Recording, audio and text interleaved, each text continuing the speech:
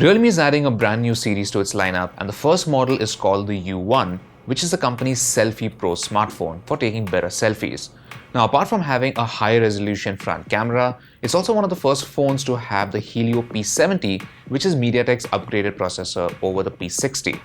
It's time to see if it's worth recommending.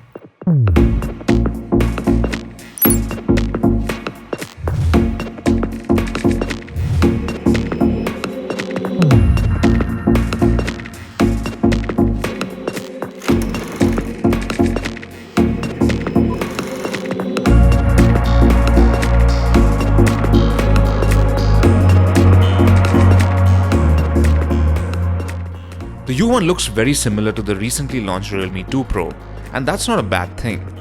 The rounded edges on the sides offer good grip, and the matte finish means it's not too slippery. The display is raised a bit from the rest of the body, so the edges don't really seamlessly blend with the sides. The same goes for the laminated back.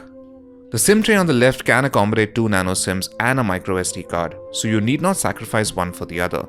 At the bottom of the U1 we have the speaker grill, which sadly gets easily blocked the moment you hold the phone horizontally. This means it sounds a bit muffled when playing games or watching videos. The 6.3-inch display has a 450 nit brightness level, which makes it very legible under direct sunlight too. It's also an IPS panel with a 1080 by 2340 pixel resolution, which leads to sharp images and vivid colors. You also get a basic color temperature adjustment slider in the settings app. Realme has used Corning Gorilla Glass 3 here, which is of a slightly older generation, but it's better than having nothing at all. The water drop or dewdrop notch looks pretty and has minimal hindrance in apps. Still, if you find it getting in the way, you can flip a switch to hide it for individual apps. There's a single camera here along with the earpiece above it and a group of sensors. Due to the limited space, there's no notification LED. The laminated back gives a nice visual effect when light bounces off it. The dual camera module doesn't bulge out too much, and the chrome trim has held up well so far. The fingerprint sensor works well and is quick at authentication. It also has a slightly different texture than the rest of the back, making it easy to find. There's also face unlock on the Realme U1, and just like on the Realme 2 Pro, it's crazy fast. One of the main highlights of the Realme U1 is the new MediaTek Helio P70 SoC, which is a speedier version of the Helio P60 SoC. Now, according to Realme, this new chip should provide up to 13% better performance compared to its predecessor. It also has an improved version of MediaTek's on-chip AI processing engine, which is said to be more efficient this time around. Our unit has 4GB of RAM and 64GB of storage, but you can also opt for a lower variant which has 3GB of RAM and 32GB of storage. The Realme U1 still uses ColorOS 5.2 that's based on Android 8.1 Oreo. However, it does get some new tweaks and software features. Finally, Realme has fixed that annoying two-step dismissal of notifications, and now if you need to dismiss a notification, you just simply swipe right. You also get a bunch of preloaded apps, most of which can be uninstalled if not needed, and a suite of gestures for navigation, taking a screenshot, or enabling split screen mode.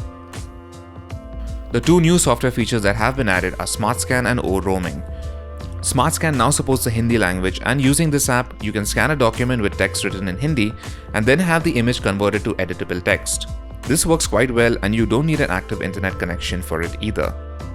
However, other modes like Scan and Translate, which does real-time translation, does need an active internet connection.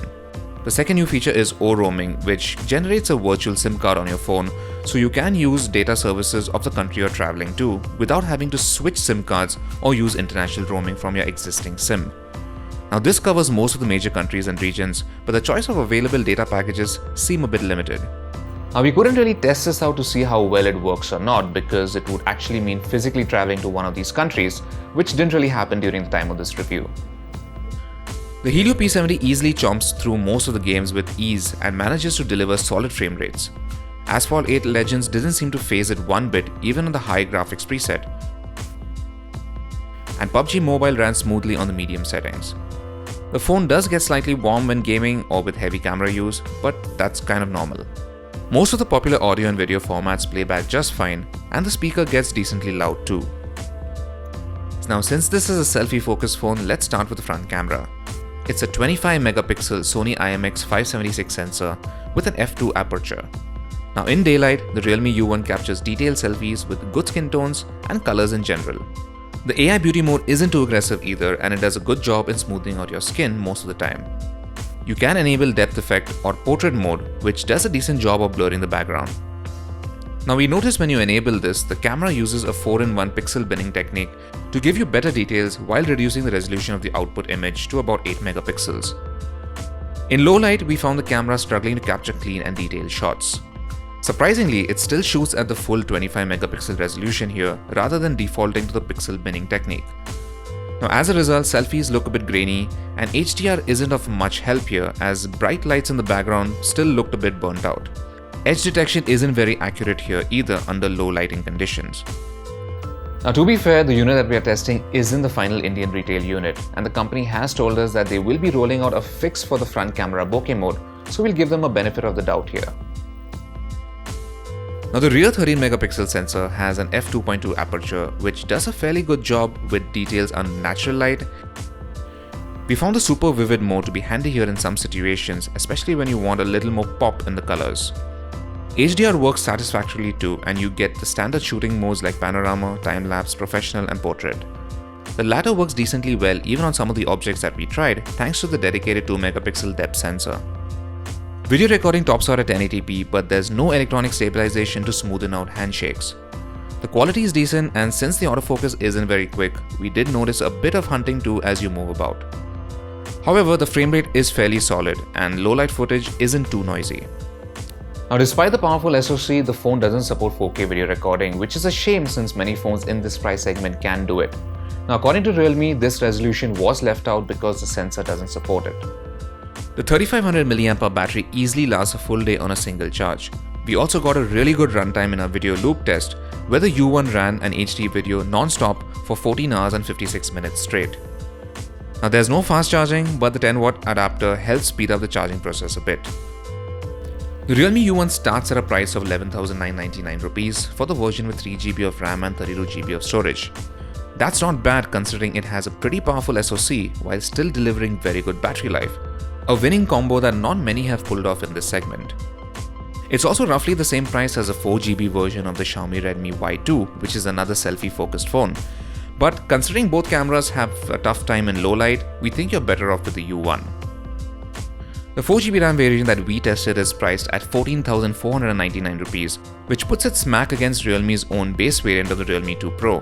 The latter has a better rear camera and supports 4K video, so if that's your priority, then we recommend it over the U1. Battery life isn't as good, at least from the results that we got from our loop test, but it's still decent. Now the Realme U1 does miss out on a few things, like there's no stabilization for video and low light performance of both cameras are average at best.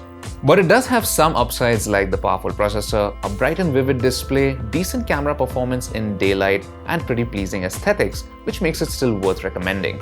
So that was our review of the Realme U1. Thanks for watching, and for all things tech, log on to gadgets360.com.